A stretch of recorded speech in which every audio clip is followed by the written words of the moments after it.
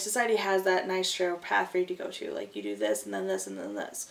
So your life is so predetermined for you from the start that if you deviate from that course or you leave the box or step outside of those boundaries, no one knows how to deal with you. But at the end of the day, like, you do have to live with those choices. So if that means that you have to leave that path or you have to step outside the box to follow your dreams and do what's best for you, at the end of the day, that's what's going to make your life better.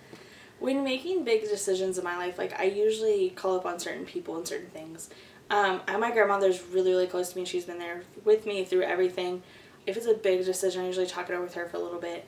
Not necessarily for her to tell me, like, yes, this is okay or no, it's not, but just to get an extra point of view because she does know, like, my life and the things I've been through. But I also use a lot of, like, inward reflection because at the end of the day, I have to live with my choices and I have to live with the things that I do. I plan on graduating. I graduate this May, so I plan on graduating and then starting graduate school in August, like everyone's supposed to do, like, for my field, because you have to have a master's to do anything of substance.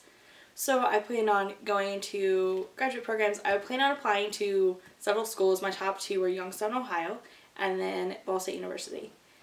And as I was preparing the applications, I worked on the essays, I had my recommendation letters together. I had literally the packets, like, in my hands with the fees, checks wrote out, everything was all good to go. And the day before I mailed them, I was laying in bed and I was like, I don't really want to do this anymore. Like, I don't want to go to school. I want time off, I want time to breathe, and I have other things I want to do. So instead of mailing the applications the next day, I kind of waited. I talked it over with my grandma a little bit, and about 3 or 4 days later, I decided that I would move to Ghana and explore those interests first, and then if I still want to go to grad school in a year or two, then I'll come back and go through the process all over again. But it was about a 3 o'clock in the morning decision. I always knew that I wanted to go to Africa. Africa's always been a fascination with me.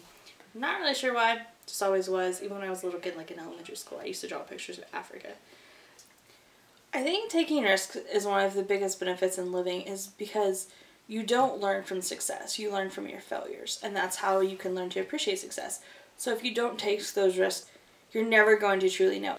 Because if you don't take those chances and you keep letting those pass you by, then are you truly going to know, like, happiness and going to know fulfillment?